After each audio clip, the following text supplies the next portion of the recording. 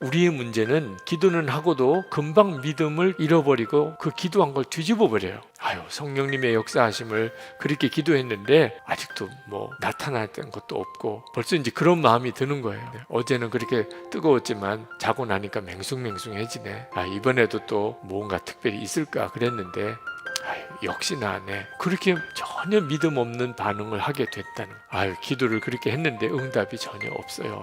우리가 기도도 하고 믿음으로 순종의 걸음을 내디뎌 보려고 했는데 그게 금방 그렇게 뒤집어져요. 여러분, 어느 순간에 우리는 하나님보다도 내 눈에 보이는 것을 더 의존하는 그런 경향을 가지게 됩니다. 이 점을 정말 조심해야 합니다.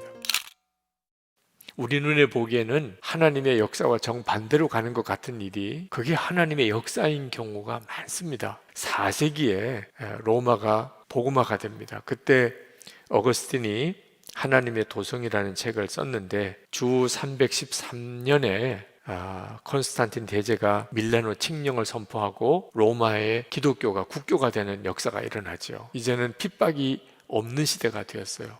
누구나 다 예수 믿는 사람, 기독교인이 되는 참 꿈과 같은 세상이 된 거죠. 그래서 로마는 기독교 국가가 됩니다. 그런데 참 믿어지지 않는 일이 벌어져요.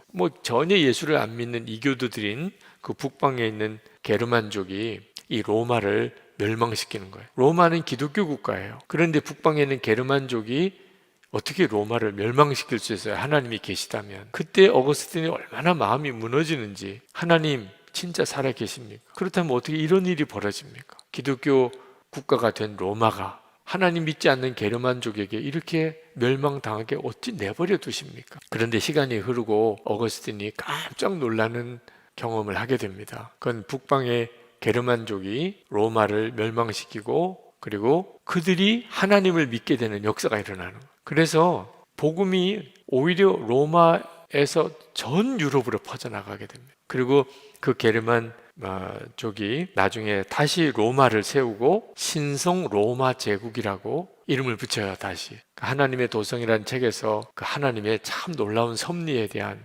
이야기를 합니다. 우리도 때때로 이거 하나님의 역사가 진짜 일어나는 거야. 하나님의 살아계시면 어떻게 이런 일이 있을 수 있어? 그런 일이 우리의 믿음을 흔들어 놓아요. 그렇지만 그때 진짜 하나님을 믿어야 할 때예요. 코로나19로 한국교회는 정말 굉장한 타격을 받았습니다. 어떤 것들은 오해에 의하고 또 어떤 것들은 오히려 한국 교회를 공격하기 위한 어떤 빌미로 이용당한 면도 있고 억울한 점도 많지만 또 한편으로는 한국교회의 문제도 엄청나게 많이 드러났죠. 그런데 이 일을 계기로 하나님은 한국교회가 완전히 무너지게 하시려는 것인가? 아니면 이 어려운 일을 겪으면서 하나님의 한국교회를 다시 건강하게 세우시려는 것인가? 저는 그 두 번째 하나님의 뜻이 있다고 확실히 믿는 거예요. 우리 눈에 보기에는 한국교회가 굉장한 어려움을 겪었지만 하나님은 절대로 그렇게 내버려 두실 하나님이 아니신 거죠. 그래서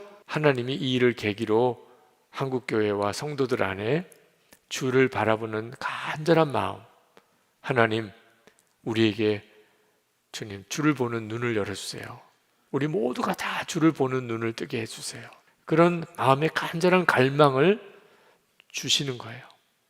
이건 주님이 하시는 것이라 그렇게 믿어지는 거죠.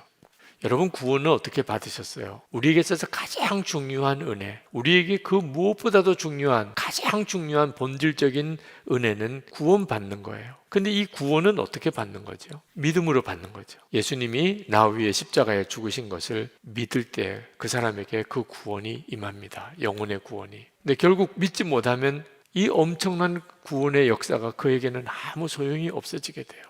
여러분, 어떻게 하면 우리가 죄에서 이길 수 있을까요? 믿음이에요. 안타깝게도 노력해서 죄를 이겨보려고 하니까 계속 좌절이 오는 거예요. 노력해서 해보려니까 안 된다, 못하겠어, 이제는 포기야, 이렇게 가는 거죠. 하나님은 어떤 좋은 모든 것도 다 믿음을 은혜로 주시고 믿음으로 취하게 하세요. 그러니까 믿지 못하면 하나님이 주신 은혜가 자기 것이 안 돼요. 여러분, 우리나라가 일본에서 해방을 받았던 날, 광복이 우리나라에 찾아왔었던 그때 당시에 우리나라 국민은 믿어지지가 않는 일이었어요. 왜? 우리가 한 게 아무것도 없으니까. 우리는 내내 일본의 순사들의 정말 눈치를 봐가면서 일본 관리들의 그런 통치를 받아가면서 그렇게 지내고 있었어요. 하나도 달라진 게 없어요.